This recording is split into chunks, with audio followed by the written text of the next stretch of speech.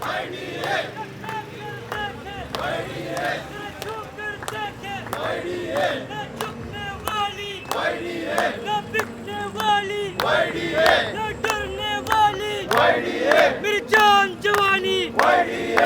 کرپشن حوالې سره حکومت وخت هر وخت دا سلوګن اوچته کړی ده چې کرپشن فری معاشره غواړو، کرپشن فری پاکستان غواړو،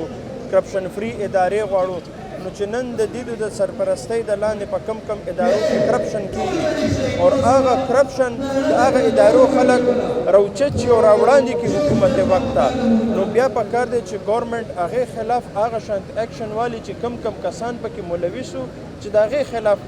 ایکشن والی، نه د دې چې کم کسانو هغه کرپشن راوچت کړل او سره د ایویډنسز یې حکومت وخت ته وښودل. افسوس خبره دا ده چې ډاکټر برکی چېرته چې یو کمیټي جوړه کړه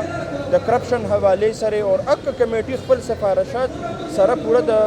ثبوتونو کمیټي ته پیش کړل، نو بجای د دې چې هغه کمیټي هغه سفارشات منون تسلیم کړی وی د هغه کمیټۍ کې هغه ډاکټران چې چا پروف جمع کړو د هغې خلاف یې انکوایریانې وکړلې او نه صرف انکوایري بلکې هغې ټرمینیټ کړل. موږ نن چې کوم ینګ ډاکټرز راوتي وو نو موږ د حکومت د دې غلطو پالیسیانو او د دې د کرپشن خلاف ینګ ډاکټرز نن په روډ دي.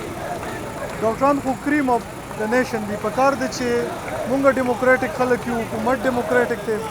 پکار دی چې دوی موږ سره کینی مذاکرات وکړي. خو بجای د دې چې موږ نن دوی په دې خبرو مجبور کړو چې ینګ ډاکټرز بار بار دوی ته موږ نوټس یې ورکړلی د هغې هم دوی نور موږ مجبور یو، موږ به بار بار راوځو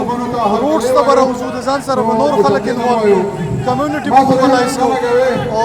بیا یو ځل موږ حکومت نه اپیل کوو چې موږ د دې ملګرو سره کینی او چې کوم زموږ جنون مطالبات دي خبرې دي هغه دې ومني.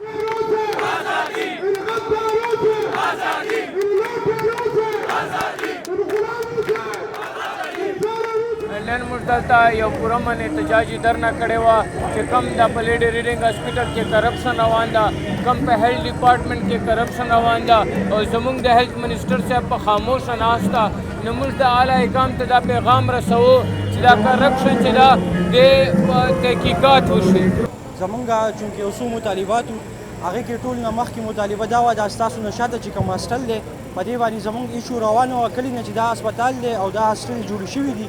نو دا د ډاکټرز هاسټل وو. کله چې دا نوی ګورنمنټ راغی او نوی ایډمنسټریشن راغی نو هغو دا ډاکټر هاسټل چې دا په موږ باندې خالي کول او دا یې نان ډاکټر ته ورکول. دغې باره کې موږ راوتي وو چې په هغې کې موږ بیا په ټایم سره د LRH کې چې کوم کرپشن روان و هغه موږ ایکسپوز کړو.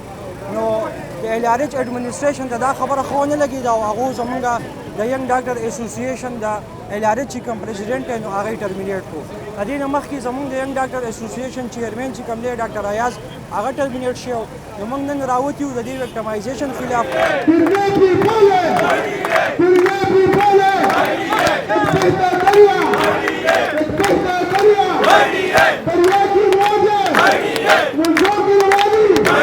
ډاکټران راوتي یو د صحت کارت کې چې کوم کرپشن روان ده په KPK کې موږ دا وایو چې هغې دا کمپلیټ آډیټ وشي. FIA ISI چې کوم اکاونټنټ جنرل ده چې کومې پیسې په د صحت کارت کې والې کېږي دې دا یو خو مخنیوی وشي او چې کومې پیسې خوړلې شوې دي هغې دا آډیټ وشي. که دا جرم وي دا ډاکټران به بیا راوځي بیا به راوځي او بل صحت کارت په باره کې چې کوم کرپشن لګیا ده هغې باره کې موږ ډاکټر کرامت صاحب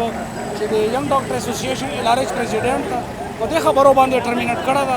هغه د په صحیح طریقه سره رینسټیټمنټ وشي